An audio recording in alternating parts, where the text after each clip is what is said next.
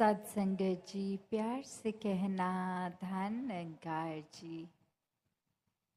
आज संसार में कहीं भी देखें, ये प्रकृति की ओर भी देखें तो क्या नज़र आता है। जो एक वृक्ष है, पेड़ है, उसका आकार, उसका स्वभाव एक नदी की ओर देखें उससे कितना अलग होगा।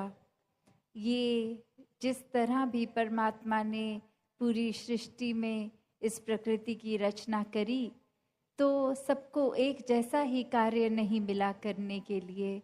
सब अपने नियम से सूरज का समय, उगने का, ढलने का समय, एक हर चीज़ को जहाँ देखेंगे वहाँ हर एक को एक जैसा सेम काम नहीं मिला हुआ।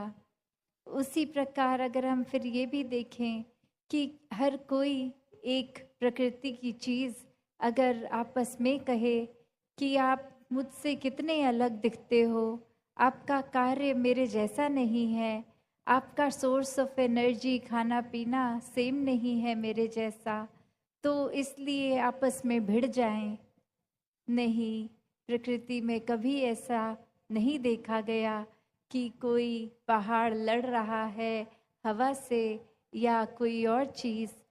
तो बात वही कि चाहे देखने में कितने अलग, स्वभाव कितना अलग, फिर भी एक को एग्जिस्टेंस देखी जाती है कि ये तालमेल, ये हार्मनी देखी जाती है। ये हार्मनी अब हम अगर अपने एक ह्यूमंस के ऊपर देखें, इंसानों के ऊपर देखें, तो इंसान किस तरह जी रहा है। एक छोटा सा ही कारण बना लेता है कि सामने वाला व्यक्ति मेरे जैसा दिखता नहीं है, मेरी एक राज्य की भाषा नहीं बोलता, एक कुछ खाने पीने का एक तरीका, बोलचाल का, एक जाति, एक रिलीजन सब अलग है, तो इसको एक कारण बना लेता है खुद को दूसरे व्यक्ति से ज़्यादा ऊंचा और अगले को नीची दृष्टि से देखने का। एक इंसान को जब परमात्मा ने बना के इस संसार में जन्म दिया, तो क्या भाव होना एक इंसान का।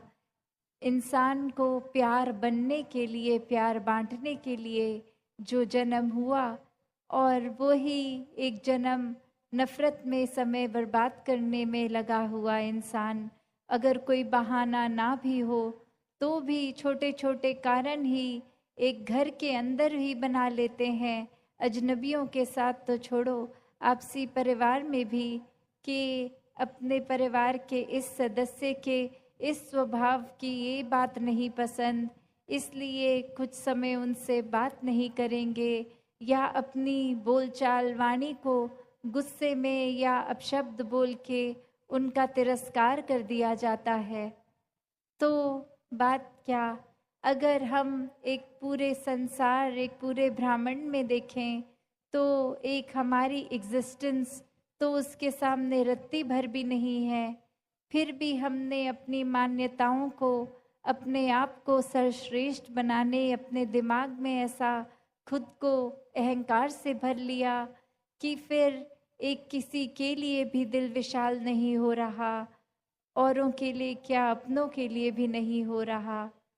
तो अगर हम ये देखें कि हर एक का स्वभाव अगर अलग है, तो भी एक इंसानियत होना क्या है। एक इंसानियत हर एक को सबसे पहले एक्सेप्ट करने की बात, कि बेशक हर एक का स्वभाव अलग है, फिर भी ये जानते हुए उनको अपनाना, ये अपनत्व आना जीवन में। और ये अपनत्व कैसे आ सकता है, ये एक इंस्टिंक्ट कैसे बन सकता है।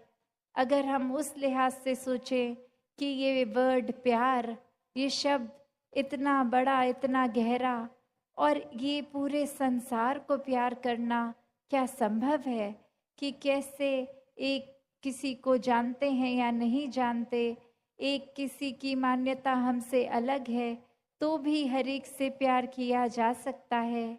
और उसका एक सरल सा तरीका कैसे, कि हर चीज़ की जो उपज है ये परमात्मा, चाहे हम अपनी आस्था के अनुसार जो भी शब्द बोलें, भगवान बोले, निराकार बोलें, तो ये निराकार से पूरे ब्रह्मांड की एक रचना है और इसी का बनाया सब कुछ।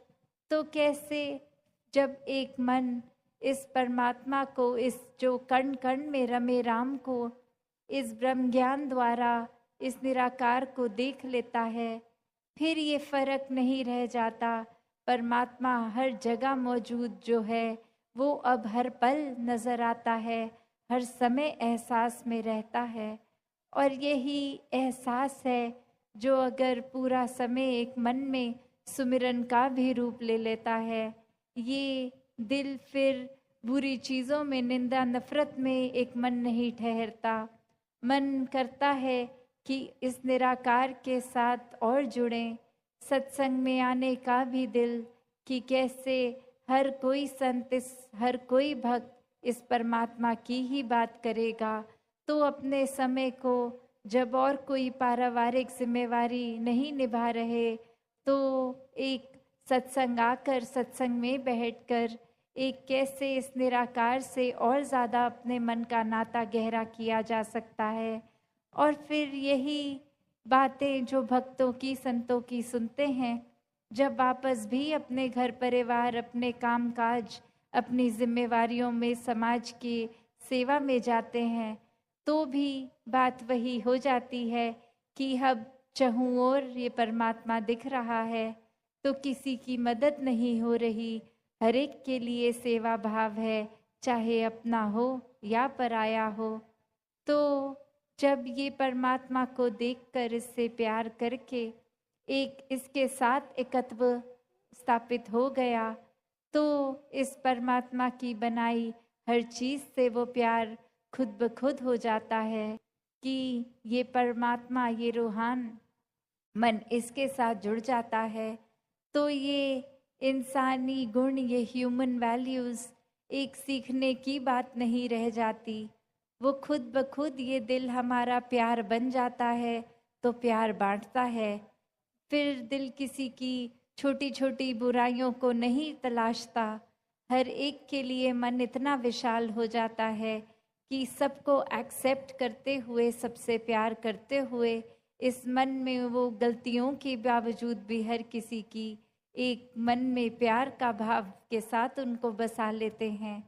फिर एक मन करुणा, दया का प्रतीक बन जाता है कि किसी के लिए भी अगर कुछ तकलीफ हो रही है, तो कैसे खुद सेवा भाव मन में जागता है कि इनके जीवन में हमारे वजह से अगर कोई कंफर्ट आ सके, कोई आराम आ सके, तो उसके लिए भक्त हमेशा तत्परस्त रहते हैं।